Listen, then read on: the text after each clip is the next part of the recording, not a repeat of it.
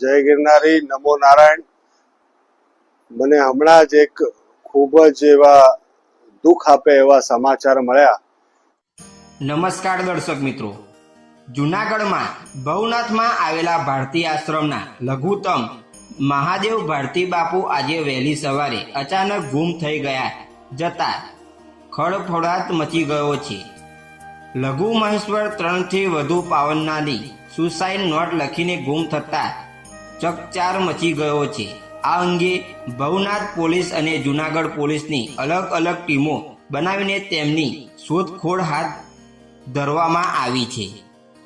Police સૂત્રોના જણાવ્યા અનુસાર મહાદેવ ભારતી બાપુ તો નમસ્કાર મારા ભાઈઓ ને બહેનો, કેમ છો યાર? ફરી એક નવા વિડીયોમાં તમારું હાર્દિક સ્વાગત છે।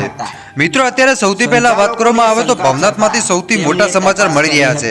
હમણાં જે 1008 મહામંડલેશ્વરની અંદર જે મહાદેવ ભારતી બાપુ કે જેમને મહામંડલેશ્વરની અંદર એમને સ્થાન આપવામાં આવ્યું હતું 1008 મહામંડલેશ્વરની અંદર, પરંતુ સ્થાન આપ્યા પછી સાહેબ આજે એવા સમાચાર મળી રહ્યા છે કે મહાદેવ ભારતી બાપુ કે જે ગુમ થઈ ગયા, મહાદેવ ભારતી બાપુ જે પોતાના આશ્રમમાંથી બહાર જતા હોય એવા સીસીટીવી વિડીયો પણ આપણી સમક્ષ આવ્યા ભાઈ। સીસીટીવી વિડીયો પણ આપણે બધાએ જોયા। હવે બાપુ આશ્રમમાંથી ક્યાં ગયા, શા માટે ગયા, શું દુઃખ હતું અને શું દુઃખ નહોતું, સાહેબ એ તો ભારતી બાપુ જાણતા હશે, મહાદેવ ભારતી બાપુ। કેમ કે થોડાક સમય પહેલા જ એમને 1008 મહામંડલેશ્વરની અંદર એમનું નામ આવ્યું હતું અને મહામંડલેશ્વરની અંદર એ એક સાધુ બની ગયા મિત્રો। અને હવે આ ઉંમરમાં પણ જો કદાચ બાપુ એક સુસાઇડ નોટ લખી અને ત્યાંથી જતા રહે ભાઈ, જો કે પોલીસ અત્યારે તપાસ કરી રહી છે, કેમ કે આશ્રમના બીજા કેટલાક સંચાલકો છે ભાઈ, એમને પોલીસ ફરિયાદ પણ નોંધાવી છે, પોલીસને જાણ પણ કરી છે કે અમારા 1008 મહામંડલેશ્વર મહાદેવ ભારતી બાપુ કે જે આશ્રમ મૂકીને જતા રહ્યા એને લઈને અત્યારે શોધખોળ થઈ રહી છે। બાકી તમે શું કહેશો મારા ભાઈઓ કે શું ખરેખર આ ઉંમરે બાપુને આ કરવાની ક્યાં જરૂર હતી ભાઈ?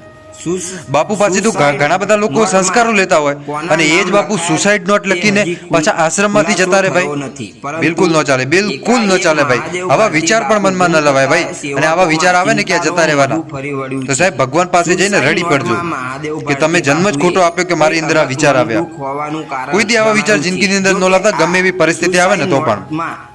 તો બસ આજ માટે આપણે આટલું રાખીએ, મળીશું આપણે હવે નવા વિડીયોમાં। ભારતી બાપુ ગુમ થયા મિત્રો, આખરે આજે 2 દિવસ થઈ ગયા। મિત્રો, આવા નવા વિડીયો જોવા માટે અમારી ચેનલને સબસ્ક્રાઇબ કરો। બાપુ સુસાઇડ પત્ર લખીને ગયા છે અને જે